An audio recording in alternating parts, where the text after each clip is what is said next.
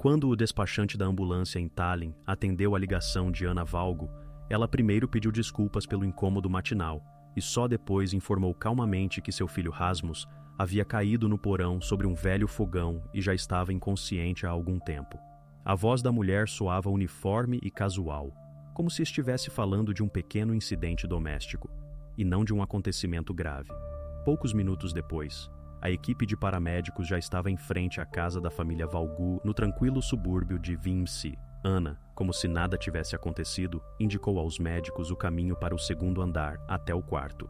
Segundo ela, após a queda, Rasmus foi levado para lá para que ficasse mais confortável. Bastou um olhar do paramédico Reigo Kaljusti para entender. As palavras de Anna não correspondiam ao que ele viu no quarto.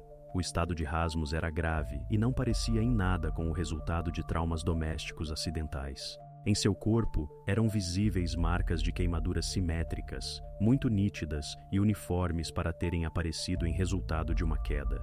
A roupa estava suja de terra, o que contrastava estranhamente com a cama limpa e o quarto arrumado. Eram óbvios também o esgotamento extremo e os sinais de desidratação prolongada. Sem dizer palavras desnecessárias, o paramédico contatou o despachante e chamou a polícia ao local usando um código especial que significava circunstâncias suspeitas.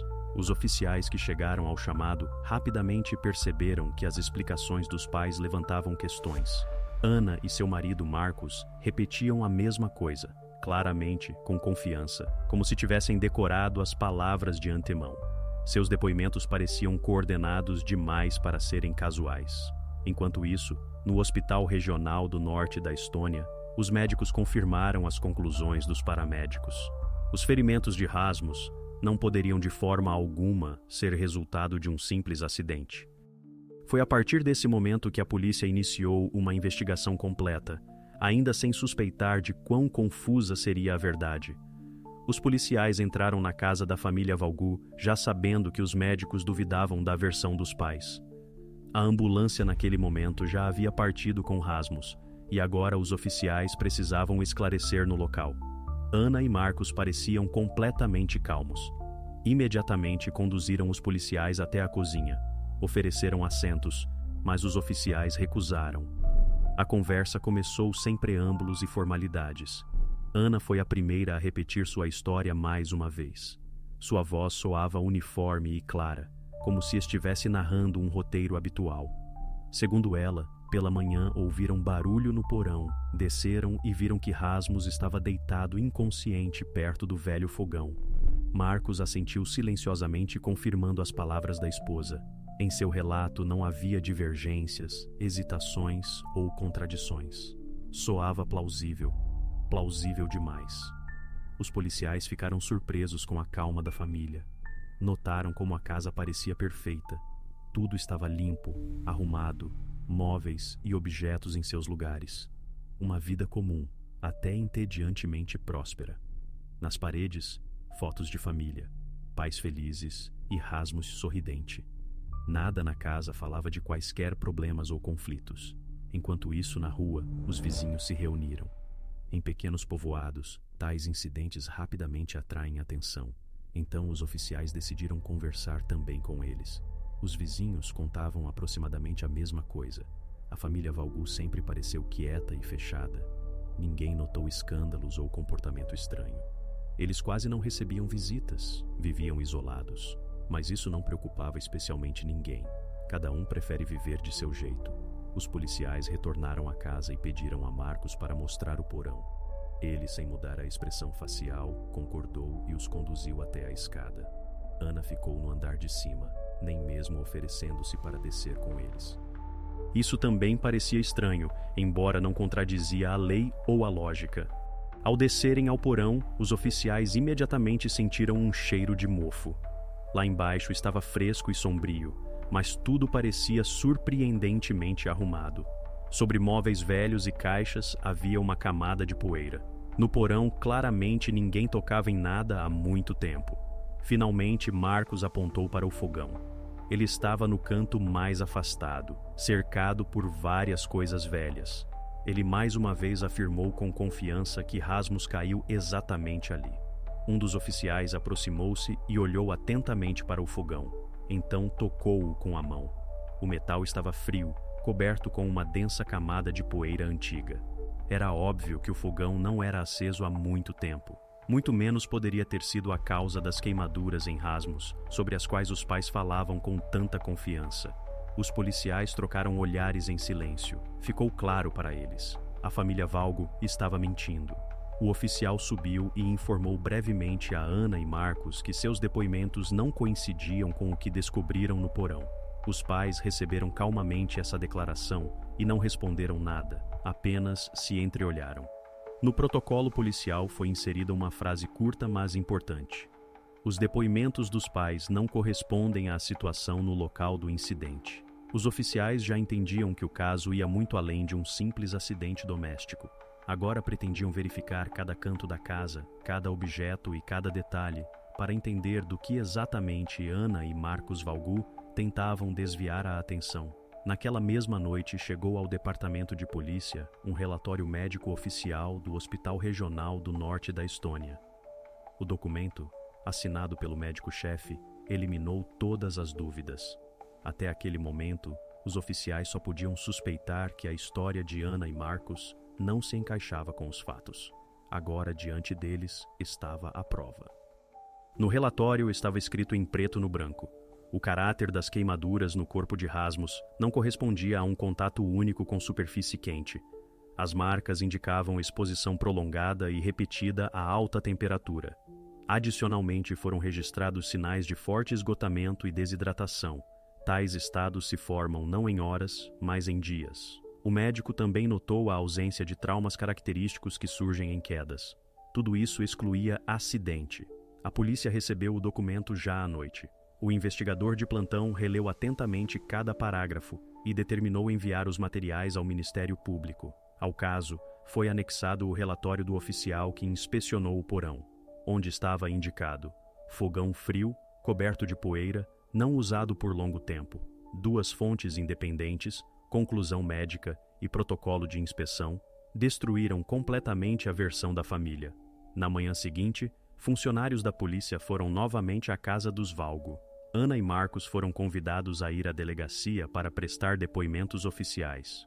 Formalmente ainda não eram presos, mas o status de testemunhas durou pouco. Após consulta com o promotor, foi tomada a decisão de abrir processo criminal por causar danos graves à saúde de pessoas sob sua custódia. A partir desse momento, Ana e Marcos Valgo deixaram de ser simplesmente pais preocupados. Tornaram-se réus de processo criminal. A casa foi lacrada, iniciou-se a preparação para a busca. Os investigadores obtiveram o direito de apreender todos os objetos que pudessem ter relação com o incidente. Rasmus, naquele momento, permanecia na unidade de terapia intensiva. Os médicos descreviam sua condição como estável grave. Os policiais colocaram um oficial de plantão na porta do quarto, aguardando a possibilidade de tomar seu depoimento. Para a família Valgu começou uma nova etapa. Da tentativa de preservar a aparência de vida normal, não restou nada. A versão sobre acidente desmoronou, e agora cabia à investigação descobrir onde e em que circunstâncias Rasmus recebeu essas queimaduras, e por que a casa, na qual reinava ordem e limpeza, escondia dentro de si um segredo tão cruel. Na tarde daquele mesmo dia, chegou à polícia um relatório médico oficial do Hospital Regional do Norte da Estônia. O médico-chefe confirmou as suspeitas dos policiais, indicando na conclusão que o caráter das queimaduras no corpo de Rasmus não correspondia a um contato único com objeto quente. Os danos claramente se formaram em resultado de exposição prolongada e repetida a alta temperatura. Além disso, foram notados sinais de forte esgotamento e desidratação prolongada, que de forma alguma poderiam aparecer em curto período de tempo. O médico destacou separadamente a ausência de traumas característicos de quedas, o que ainda mais contradizia a versão de Ana e Marcos. O relatório foi entregue ao departamento de polícia por volta das 22 horas. O investigador mais uma vez verificou cada detalhe da conclusão e imediatamente enviou os materiais ao Ministério Público. Ao documento médico foi anexado também o protocolo de inspeção do porão, no qual foi destacado separadamente que o fogão estava coberto com camada de poeira e claramente não era usado recentemente. Esses 2 detalhes contradiziam completamente os depoimentos dos pais. Cedo na manhã seguinte, os policiais foram novamente à família Valgu. Ana e Marcos foram solicitados a ir à delegacia e responder perguntas. Inicialmente prestaram depoimentos como testemunhas, mas após algumas horas, seu status mudou. Depois de estudar todos os materiais, o Ministério Público deu ordem para abrir processo criminal por causar danos graves à saúde de pessoa que estava sob sua custódia. Agora a polícia percebia Ana e Marcos não simplesmente como pais, mas como suspeitos. Sua casa foi lacrada para a realização de busca posterior. Os investigadores receberam permissão para apreender todos os objetos que pudessem explicar o que exatamente aconteceu com Rasmus. O próprio Rasmus permanecia na unidade de terapia intensiva.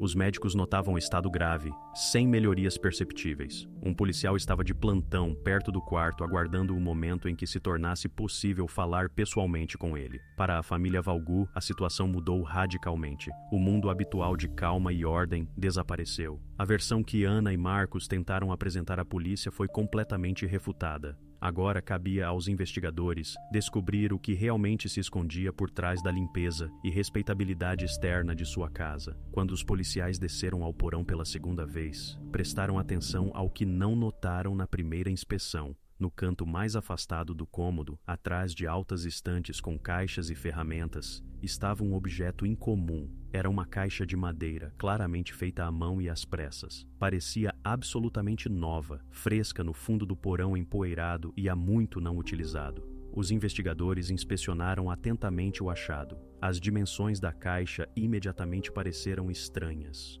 1,20 m de comprimento e apenas meio metro de altura e largura. Era incompreensível para que seria necessária tal construção. Sua tampa era fixada por maciças travas metálicas e por dentro estava absolutamente vazia. O cheiro de cedro recém-cortado ainda preenchia o ambiente. O investigador decidiu fazer a Marcos uma pergunta direta sobre a finalidade da caixa.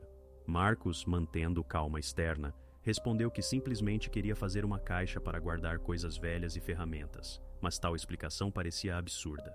A caixa era estreita e inconveniente demais para esses propósitos, e além disso estava em lugar inconveniente demais. Além do mais, Marcos não conseguiu explicar por que decidiu fabricá-la de cedro caro, e não de materiais comuns que estavam ali mesmo no porão. Os policiais continuaram a inspeção e chamaram peritos criminalistas para registrar e apreender o objeto como possível evidência. Quando os criminalistas começaram a examinar o achado mais cuidadosamente, dentro foram encontradas fibras de tecido quase imperceptíveis. O perito imediatamente supôs que poderia ser material de roupa. Posteriormente, a análise laboratorial confirmou que o tecido coincidia completamente com a roupa na qual Rasmus foi levado ao hospital. Ainda mais importante foi o achado de vestígios biológicos descobertos na superfície interna da caixa. Essa prova significava que alguém claramente esteve dentro, por muito tempo e não por vontade própria. O laboratório confirmou que esses vestígios pertenciam ao próprio Rasmus. Nesse momento, os investigadores entenderam que a estranha caixa de madeira não era simplesmente um objeto inútil de mobília. Era a chave principal para compreender o que realmente acontecia na casa dos Valgu. A caixa foi oficialmente reconhecida como prova material que poderia lançar luz sobre os eventos reais dos últimos dias e horas antes do chamado da ambulância. Os policiais registraram o achado no protocolo oficial e o enviaram para estudo detalhado no centro criminalístico. Já nas próximas horas, seriam envolvidos no caso peritos que deveriam descobrir para que exatamente foi construído esse objeto estranho e que papel nos acontecimentos desempenhavam os próprios pais. Quando Ana e Marcos foram informados de que em seu porão foi encontrado um objeto relacionado a Rasmus, não pareceram surpresos. Pelo contrário, ambos reagiram com contenção demais, como se soubessem de antemão que isso aconteceria. O investigador observava atentamente cada movimento, como se entreolhavam antes das respostas, como escolhiam as palavras. A atmosfera na sala de interrogatório lembrava um jogo silencioso, onde cada frase poderia se tornar um erro. Quando o assunto chegou à caixa de cedro encontrada, Marcos declarou que era um mal-entendido. Disse que a caixa realmente estava no porão, mas foi feita não para o que os investigadores pensavam. Repetiu a explicação anterior, supostamente para guardar coisas velhas. O investigador não discutiu. Apenas colocou sobre a mesa fotografias, primeiros planos da superfície interna da caixa e conclusão da perícia. Após curta pausa, Ana tentou intervir, dizendo que tudo isso era um erro e que a verdadeira causa dos ferimentos de Rasmus estava em algo completamente diferente. Mencionaram pela primeira vez uma terceira pessoa. Segundo os pais, sua família há muito tinha conflitos com o psicólogo escolar. Este, segundo eles, insistia em tratamento medicamentoso, ameaçava informar aos órgãos de tutela e frequentemente permitia-se comentários ásperos sobre como Ana e Marcos tratavam o filho. Ana disse que foi exatamente após a última conversa com ele que Rasmus começou a se comportar estranhamente, ficou fechado e ansioso. Isso soava como tentativa de construir nova linha de defesa, transferir a atenção da investigação da família para um especialista externo. Os investigadores entendiam que a versão parecia forçada, mas de qualquer forma eram obrigados a verificá-la. O caso sobre causar danos à saúde exigia a verificação de cada detalhe, especialmente se era mencionada uma pessoa que tinha relação profissional com Rasmus. Nos materiais da escola, realmente se encontravam registros de que o psicólogo recomendou aos Valgu buscar ajuda médica e realizar exame adicional. Sua assinatura estava sob a conclusão da comissão escolar, onde se indicava que o comportamento de Rasmus era instável e exigia controle. Os pais não assinaram esse documento e logo interromperam contatos com a instituição de ensino. O psicólogo foi chamado para interrogatório já no dia seguinte. Formalmente era ouvido como testemunha, mas os investigadores o consideravam como pessoa de interesse operacional. Era necessário descobrir se ele tinha conflito pessoal com a família Valgu e se realmente poderia estar envolvido no que aconteceu. Assim, no caso, apareceu a primeira pessoa fora da família, uma figura ao redor da qual, por um tempo, se concentrou toda a atenção da investigação. Enquanto os investigadores lidavam com a versão sobre o psicólogo escolar, o departamento financeiro da polícia conduzia verificação padrão pela linha da família Valgu. Tais solicitações sempre são feitas automaticamente, para entender se o incidente não estava relacionado a dívidas, chantagem ou interferência alheia. Geralmente, tais verificações não dão nada, mas, neste caso, tudo foi diferente. O extrato bancário que chegou alguns dias depois mudou o rumo da investigação. Nas contas da família Valgu foram descobertas transferências regulares para grandes organizações que não estavam nem em suas declarações, nem nas despesas sobre as quais falavam. 5 transações nos últimos 3 meses. Valor total: pouco mais de 5.000 euros. Destinatário: conta com nome que nenhum dos investigadores encontrara antes: Filhos do Sol. O nome soava estranho. Nenhum fundo registrado, movimento social ou empresa legal com tal nome existia na Estônia. O investigador imediatamente solicitou informação adicional através do serviço bancário e recebeu confirmação. O dinheiro realmente ia para a conta privada registrada em pessoa física de nome Alar Veski. Verificação posterior mostrou que as transferências eram feitas manualmente, não por pagamentos automáticos, mas através de banco online, com acesso pessoal de Ana Valgu. Uma das transferências era acompanhada da anotação "consulta por método de purificação". Isso se tornou o primeiro testemunho documental de que a família estava envolvida em algo maior que simplesmente conflito familiar ou estresse. Quando os investigadores compararam as datas das transferências com os eventos, ficou claro que coincidiam com o momento-chave da piora do estado de Rasmus. Primeiro pagamento: 1 semana antes de os vizinhos pararem de vê-lo no quintal. Segundo, após os pais pararem de levá-lo à escola. Último, 1 dia antes do chamado da ambulância. Nesse momento, a atenção da investigação se deslocou do psicólogo para a organização misteriosa. O que representavam esses Filhos do Sol e por que a família transferia dinheiro para lá? Por que na casa onde foi encontrada uma estranha caixa de cedro foram achados vestígios de participação em algum sistema esotérico? O investigador determinou solicitar dados sobre Alar Veski, proprietário da conta. A verificação primária mostrou que ele constava como diretor de centro espiritual privado que realizava encontros e rituais de purificação em espaço alugado na periferia de Tallinn. Seu nome já figurava em relatórios de arquivo como organizador de seminários duvidosos relacionados à terapia alternativa. Agora a polícia tinha nova direção de trabalho. A família Valgu, que tentava se apresentar como comum e próspera, estava conectada a grupo religioso sobre cuja existência no povoado ninguém sequer ouvira falar. O grupo operacional preparava solicitação para a apreensão de documentos do escritório dos Filhos do Sol. E muito em breve, essa verificação daria o primeiro nome que se tornaria chave para o enigma: o condutor Alar. Quando o investigador novamente chamou Ana e Marcos para interrogatório, perguntou imediatamente sobre as transferências para a conta da organização Filhos do Sol. A reação dos pais foi inesperada até para policiais experientes. Ao invés de explicar de alguma forma esses pagamentos, ambos silenciaram, como se essa pergunta os pegasse de surpresa. Ana olhou incerta para o marido, mas Marcos evitava encontrar seu olhar, fixando o olhar em algum lugar na parede. Após longa pausa, o investigador repetiu a pergunta, mostrando-lhes os extratos bancários. Marcos continuava silencioso, cerrando os punhos com tanta força que as juntas dos dedos ficaram brancas. Ana respondeu baixinho que o dinheiro pagavam por ajuda espiritual.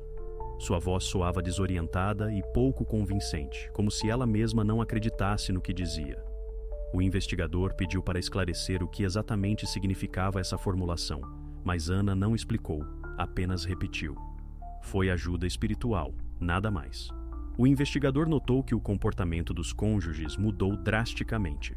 Se nos primeiros dias tentavam parecer calmos e confiantes, agora pareciam fechados e tensos, não querendo revelar detalhes de suas relações com a organização. Especialmente preocupante foi que negavam categoricamente que esse dinheiro se destinava a algum tratamento de rasmos. Isso era especialmente estranho, considerando que se tratava de quantia comparável à sua renda mensal. Os policiais entendiam. Quanto menos Ana e Marcos falavam sobre os Filhos do Sol, mais perguntas surgiam sobre a própria organização. Seu silêncio parecia como tentativa de proteger não apenas a si mesmos, mas também aquele que estava por trás do grupo misterioso. Quando o investigador novamente mencionou o nome Alar Vesky, os pais novamente silenciaram e se tensionaram ainda mais. Era óbvio que esse nome lhes era familiar e que causava neles emoções especiais. Após o interrogatório, os investigadores decidiram comparar os depoimentos de Ana e Marcos. Em suas palavras foram encontradas pequenas, mas importantes inconsistências. Ana afirmava que conheceram a organização recentemente, literalmente alguns meses atrás, e que não se lembrava dos detalhes dos encontros. Marcos, ao contrário, declarou que já conhecia há tempo o ensinamento de Vesky e que a organização realmente os ajudava. Essas divergências mostraram que os cônjuges não haviam combinado previamente que versão dariam à investigação. Sua recusa em cooperar não apenas intensificou as suspeitas da investigação, mas também levou à nova etapa da investigação. Agora, aos policiais cabia entender por que os pais, que pareciam inicialmente simplesmente desorientados, se recusavam tão obstinadamente a falar sobre a conexão com os Filhos do Sol. Obviamente, a organização escondia algo muito mais significativo que simples ajuda espiritual. Os investigadores começaram a se preparar para a conversa com pessoa que poderia lançar luz sobre a situação muito melhor que Ana e Marcos. Essa pessoa era aquele mesmo Alar Vesky, cujo nome já soou várias vezes durante a investigação. O nome de Alar Vesky apareceu pela primeira vez nos materiais do caso alguns dias após a análise das transferências bancárias. À primeira vista, ele parecia como mais um consultor esotérico, pessoa que promete iluminação espiritual por dinheiro. Mas quanto mais profundamente os investigadores mergulhavam em sua atividade, menos isso lembrava palestras inofensivas sobre equilíbrio interno. Pelos documentos, Vesky constava como diretor de centro sob o nome Filhos do Sol. Na verdade, era um grupo fechado, para onde aceitavam apenas por convite pessoal. Formalmente, suas reuniões eram chamadas de sessões de harmonização energética, mas ex-participantes contavam que tudo o que acontecia lembrava rituais com elementos de disciplina rigorosa e submissão ao líder. Vesky possuía maneira especial de falar, que seus seguidores chamavam de voz do condutor. Ele afirmava que era capaz de purificar pessoas da escuridão interna e direcioná-las à luz do sol. Os investigadores solicitaram aos operadores de comunicação dados sobre movimentos telefônicos de Vesky. Os resultados foram inesperados. Seu celular foi registrado várias vezes na zona de estações base localizadas ao redor do povoado Vimsi. O primeiro sinal foi registrado no final de agosto de 2005, o segundo, 9 de setembro, e o último, 13 de setembro, um dia antes de Rasmus dar entrada no hospital. Todos esses sinais estavam ligados a uma mesma localização, região onde se encontrava a casa da família Valgo. Para a investigação, isso se tornou um momento decisivo. Até aquele momento, a polícia não tinha provas diretas de que alguém de fora visitava a casa antes do incidente. Agora, os dados técnicos ligavam pessoa concreta ao local dos eventos em datas críticas. Após isso, Vesk, de figurante comum dos relatórios, transformou-se em pessoa-chave da investigação.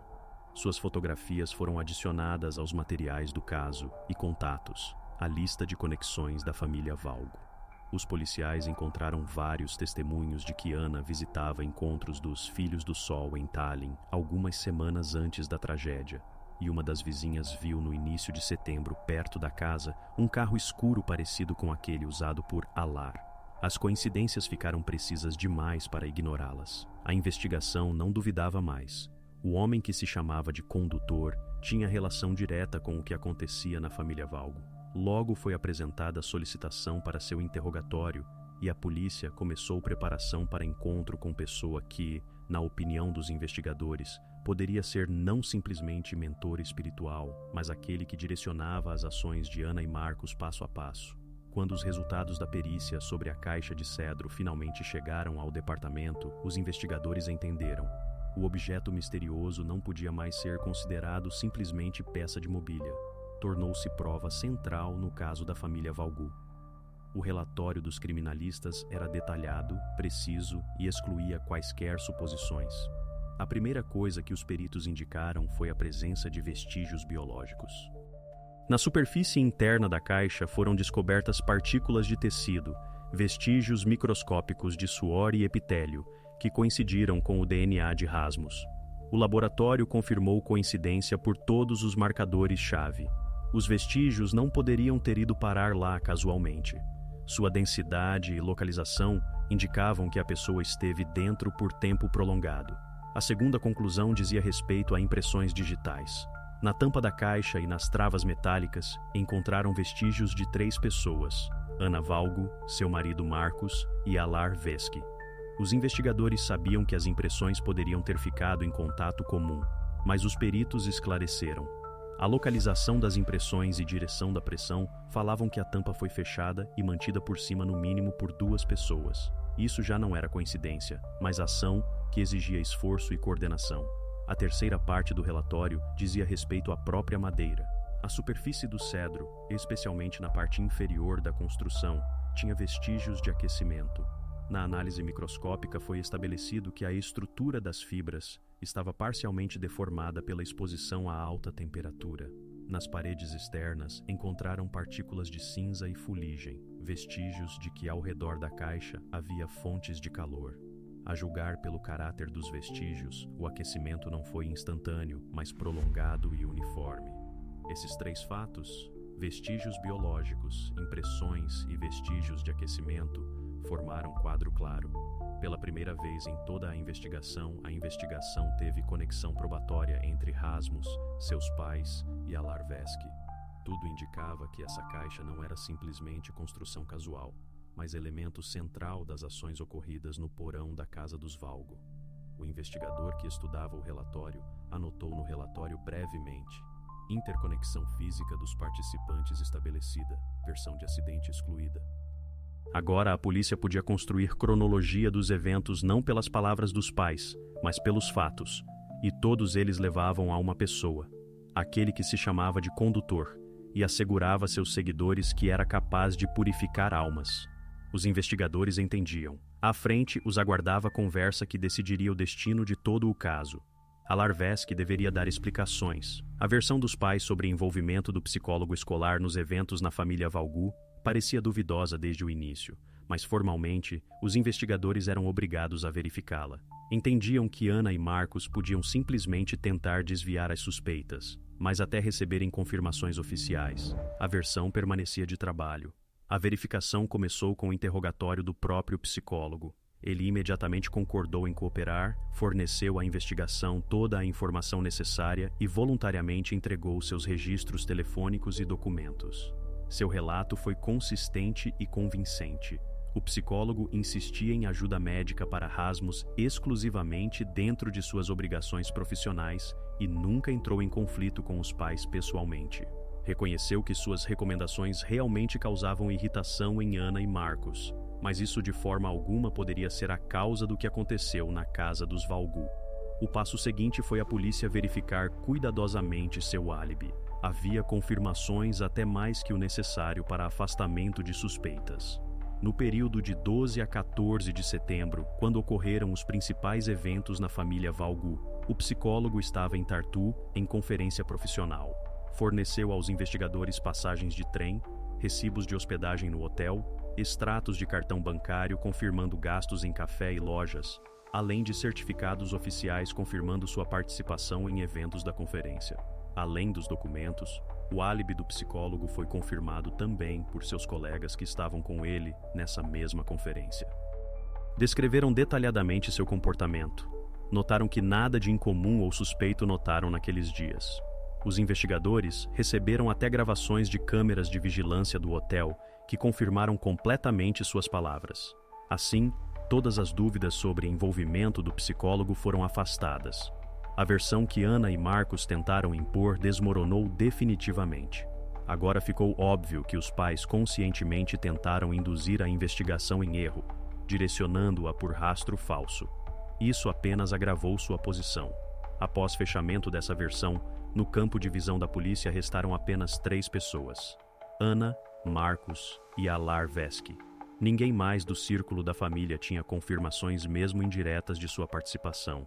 Agora estava absolutamente claro aos investigadores que a responsabilidade pelo ocorrido recaía exclusivamente sobre os pais e o líder do grupo, que se chamava de condutor.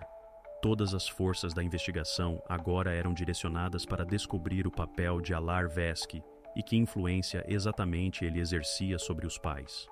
Exatamente seu interrogatório deveria ser a próxima etapa da investigação, capaz de revelar definitivamente o quadro do ocorrido na casa tranquila na periferia de Vimsi.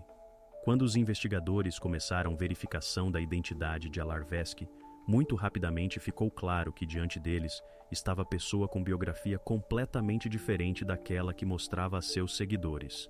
O nome verdadeiro do suspeito, Andrus Kask, 45 anos, anteriormente figurou repetidamente em relatórios policiais por fatos de fraude. Todos os episódios eram semelhantes: promessas de melhorar a saúde, corrigir problemas na vida pessoal e assim por diante, e tudo isso por dinheiro considerável. O primeiro processo contra ele apareceu ainda no final dos anos 90.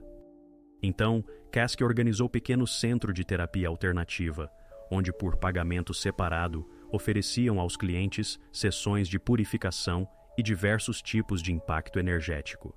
A princípio, as pessoas vinham voluntariamente e pagavam quantias relativamente pequenas. Mas após algum tempo ele começava a intimidar os clientes, contando-lhes que sem procedimentos adicionais, seus problemas retornariam e se tornariam ainda mais fortes. No fim, uma das vítimas escreveu denúncia, mas então a investigação não teve provas suficientes para encaminhar o caso ao tribunal. Andrus Kask evitou punição e por alguns anos desapareceu do campo de visão das autoridades policiais. Retornou já como Alar Veski e rapidamente criou o grupo sob o nome Filhos do Sol. Agora já não era simplesmente pequeno grupo esotérico, mas organização fechada, entrada na qual era possível apenas após entrevista pessoal com o próprio Veski. Lá, ele se apresentava como algum líder espiritual que afirmava poder purificar a consciência das pessoas e resolver seus problemas internos. Com o tempo, no grupo, apareceram regras rigorosas. Os participantes contavam que tinham que prestar contas a Veski sobre cada ação sua, explicar todas as decisões pessoais e até recusar contatos com amigos e próximos, se ele exigisse isso.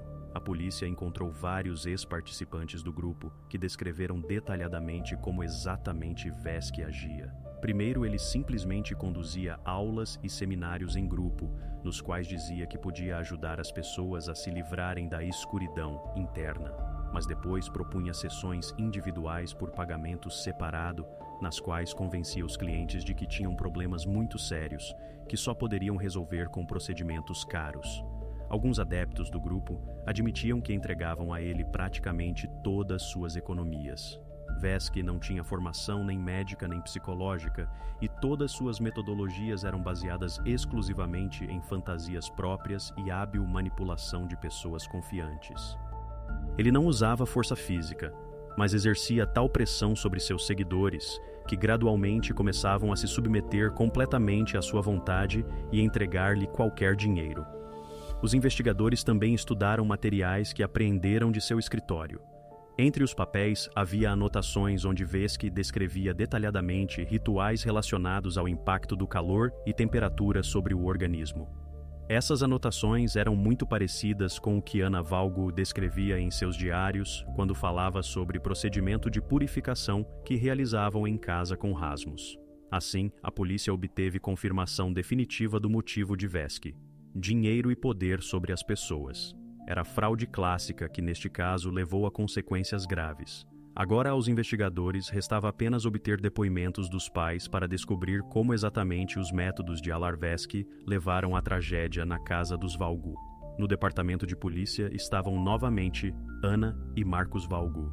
Naquele momento, a investigação tinha provas suficientes para falar com eles de forma diferente. Não como com testemunhas, mas como com aqueles que claramente escondiam algo. O investigador decidiu usar esse encontro para a conversa definitiva, onde os suspeitos não teriam mais possibilidades de fugir da resposta. O interrogatório começou calmamente. Aos pais foram apresentadas por ordem e sem comentários desnecessários todas as provas coletadas. Sobre a mesa diante deles apareceram fotografias e resultados da perícia daquela mesma caixa de madeira do porão de sua casa. Anna olhou para as fotos por apenas alguns segundos, depois baixou os olhos. Marcus permanecia impassível, como se não levasse a sério o que acontecia. O investigador continuou. Passo seguinte mostrou extratos das contas bancárias da família Valgo, onde estavam marcadas grandes quantias enviadas ao endereço da organização de Vesky. Explicou que a polícia já sabia como exatamente Alar estava ligado a eles e que papel desempenhou esse dinheiro. Marcus novamente não reagiu. Anna começou a ficar nervosa. Sua respiração ficou mais rápida, cerrava e abria os dedos das mãos nervosamente, mas ainda não dizia nada. Depois disso, diante deles, colocaram documentos com dados sobre conexões telefônicas. Nos papéis estavam claramente marcadas datas e hora da presença de Alar Vesky nas imediações de sua casa. O investigador calmamente explicou que todas suas palavras sobre a ausência de conexão com Vesky agora estavam refutadas por provas irrefutáveis. Marcus não disse palavra, apenas entrelaçou os dedos e olhava tensamente diretamente à frente. Anna, porém, gradualmente começava a perder o autocontrole. Seus olhos brilhavam de lágrimas, mordia os lábios tentando conter as emoções. O investigador fez pequena pausa, dando a Anna e Marcus oportunidade de conscientizar sua posição. Então disse que agora ambos estavam em situação igualmente difícil, e a questão era quem deles primeiro estaria pronto para contar como exatamente Alar Vesky influenciou suas decisões e ações. Após essas palavras, Anna não aguentou e caiu em prantos. Pediu para interromper o interrogatório e chamar advogado. Marcus virou-se bruscamente para ela, pela primeira vez em todo o tempo tentando capturar seu olhar, mas Anna evitava olhar em sua direção.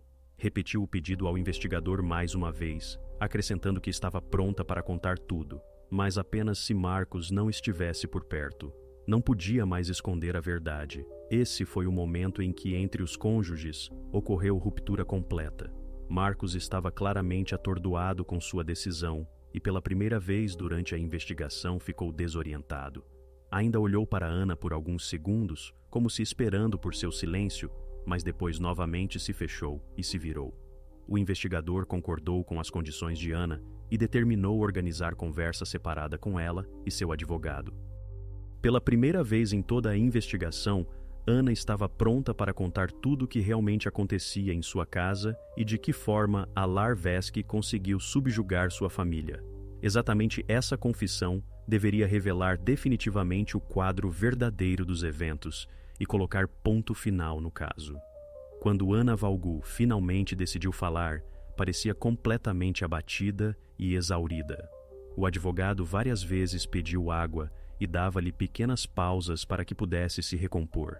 No fim, Ana começou a dar depoimento confessional, e cada palavra sua soava tão claramente e convincentemente que não restavam mais dúvidas à investigação sobre o que realmente aconteceu na casa da família Valgu. Contou que Alar Veski gradualmente conquistou confiança completa da família. A princípio, suas palavras soavam inofensivas, conselhos, palestras, apoio. Mas depois, ele começou a dizer que o comportamento de Rasmus estava ligado a alguma energia sombria que era necessário expulsar dele. Segundo Ana, Veski era tão convincente que ela e Marcos aceitaram suas palavras como verdade absoluta e nem pensaram em contestá-las. Adiante no protocolo, apareceram detalhes-chave. Alar Veski pessoalmente propôs a eles realizar ritual especial que supostamente deveria livrar Rasmus do que ele chamava de entidade sombria. Explicou detalhadamente como construir a caixa de madeira e de que forma ao redor dela deveriam colocar fontes de calor. Alertou que durante o procedimento não se podia abrir a caixa e interferir no processo. Os pais deveriam apenas observar. Ana confessou que ela e o marido fizeram tudo conforme indicação de Veski.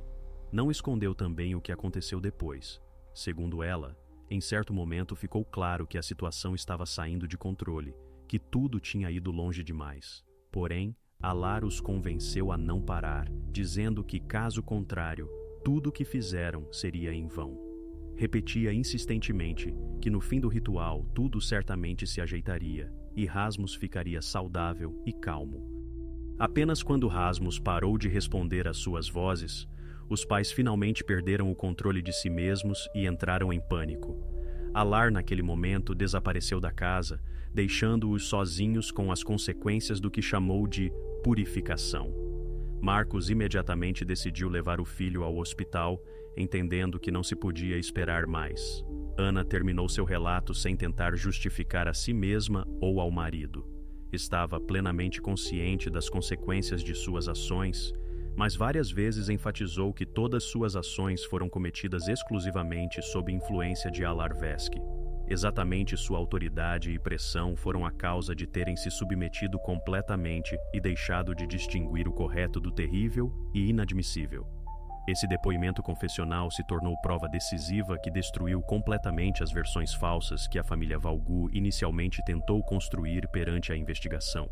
Agora, os investigadores tinham não apenas fatos, mas explicações exaustivas dos motivos e ações de todos que participaram desse incidente. O próximo passo era óbvio. Aos investigadores era necessário falar diretamente com Alar Veski e descobrir sua própria versão dos eventos. A prisão de Alar Veski transcorreu tranquilamente e sem resistência.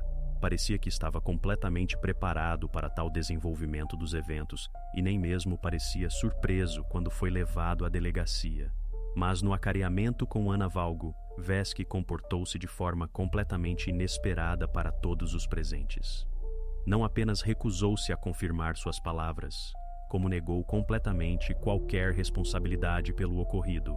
Quando o investigador leu para ele a confissão de Ana, Alar calmamente e com confiança declarou que todos seus conselhos tinham caráter exclusivamente simbólico e metafórico. Afirmava que nenhuma vez disse aos pais para tomar ações reais, e muito menos os forçou a fazer algo contra sua vontade. O dinheiro, segundo ele, também eram simplesmente doações voluntárias, que a família Valgu fazia por sentimento de gratidão e respeito ao seu trabalho. Ana escutava suas palavras sem levantar a cabeça. Era visível que estava chocada com sua negação e desorientada. Veski falava convincentemente, claramente calculando convencer a investigação de sua completa inocência. Insistia que os pais entenderam mal suas palavras e ações e agora tentavam transferir a ele a responsabilidade por seus próprios erros. Apesar dessa posição, os investigadores já dispunham de quantidade suficiente de provas de sua participação direta. A perícia confirmou sua presença no local dos eventos. Extratos bancários e registros de conversas mostraram conexão direta entre Vesky e a família Valgo. As confissões de Ana se tornaram elemento-chave da acusação, e a recusa de Vesky em reconhecer fatos óbvios já não podia mudar nada. Os investigadores definitivamente se convenceram de seu caráter. Pessoa acostumada a manipular outros, mesmo diante de provas irrefutáveis, continuava insistindo em sua inocência. Com base em todos os materiais coletados, o Ministério Público deu ordem para apresentar a Alar Vesky acusação oficial. Agora a investigação restava apenas preparar o caso para encaminhamento ao tribunal e provar que por trás do rosto calmo do líder espiritual se escondia a pessoa que estava plenamente consciente das consequências de suas ações. Baseando-se nos depoimentos de Ana Valgu e nas provas coletadas, os investigadores conseguiram reconstruir detalhadamente toda a cronologia do que aconteceu na casa dos Valgu em setembro daquele ano. Ana contou que na noite de 12 de setembro, Alar Vesky pessoalmente foi até sua casa. Naquele momento, a caixa de cedro já estava no porão, construída conforme seus desenhos. Alar verificou a construção, inspecionou atentamente cada detalhe, então disse aos pais que havia chegado o momento apropriado para a realização do ritual e pediu que preparassem tudo necessário. Ana enfatizava que ela e o marido cumpriam todas as indicações em silêncio, sem objeções, estando em estado de completa certeza da correção do que acontecia. Quando tudo estava pronto, Alar ordenou colocar Rasmus dentro da caixa e fechar firmemente sua tampa. Marcos cumpriu sua ordem sem perguntas. Vesky então dispôs ao redor da caixa pedras previamente aquecidas no fogo. Explicou que exatamente elas deveriam criar a atmosfera necessária e queimar a energia negativa. Então, Alar ordenou aos pais permanecerem no porão e simplesmente observar. Enfatizou especialmente que em caso algum se podia interferir, abrir a caixa ou interromper o ritual. A princípio, Ana e Marcos ficaram imóveis, observando como Alar periodicamente trocava as pedras por outras frescas, quentes. O porão gradualmente se enchia de calor, ficava difícil respirar, mas Alar estava absolutamente calmo e continuava assegurando-lhes que tudo ia conforme o plano. Várias vezes Ana perguntou se não se podia ao menos por pouco tempo abrir a tampa para se certificar de que tudo estava bem. Mas Vesky cortava bruscamente quaisquer tentativas de dúvidas, dizendo que então tudo feito se provaria em vão. Gradualmente o tempo passava, e os pais começavam a sentir ansiedade cada vez mais forte. Alar insistia em continuar o ritual sem interrupções. Mesmo quando Ana dizia que ouvia sons estranhos, e lhe parecia que algo não ia bem. Vesky a repreenderia secamente, assegurando que quaisquer interferências poderiam prejudicar o processo de purificação. Ana enfatizava que estavam literalmente hipnotizados por sua confiança e autoridade, temiam desobedecer, embora ambos internamente sentissem que tudo estava errado. Passaram quase 24 horas, chegou 13 de setembro. Vesky continuava substituindo as pedras e cuidava para que ninguém violasse suas indicações. Os pais praticamente não dormiram e já mal entendiam quanto tempo havia passado. Ana afirmava que em certo momento ela e o marido já quase não percebiam a realidade, confiando completamente nas palavras e indicações de Alar. Na manhã de 14 de setembro, Alar subitamente anunciou que o processo estava concluído e rapidamente deixou a casa, dizendo que agora podiam abrir a caixa. Os pais imediatamente correram até ela. Quando Marcos levantou a tampa, entendeu que a situação era crítica. Rasmus já não reagia à voz, não abria os olhos e não se movia. Ana entrou em pânico e Marcos, sem esperar quaisquer conselhos, imediatamente tirou Rasmus do porão e levou-o em direção ao hospital. Ana, enquanto isso, ligou para uma ambulância e calmamente pronunciou versão previamente preparada que haviam acordado previamente com Alar. Esperava que suas explicações ninguém questionaria. Agora a polícia entendia completamente o mecanismo do que aconteceu. Ana e Marcos cometeram essas ações estando sob fortíssima pressão psicológica de Alar Vesky. A investigação chegou à conclusão de que, embora os pais levassem responsabilidade direta por suas ações, o papel decisivo pertencia a Vesky, que habilmente gerenciava seus medos e desespero. O caso estava completamente pronto para a apreciação judicial, onde deveria finalmente decidir o destino de todos os participantes desses eventos trágicos. A audiência judicial sobre o caso da família Valgo e Alar Veski começou em abril de 2006 em Tallinn. O processo foi fechado e jornalistas não foram admitidos na sala, considerando a complexidade e caráter do caso. O promotor, de forma breve e objetiva, leu a denúncia.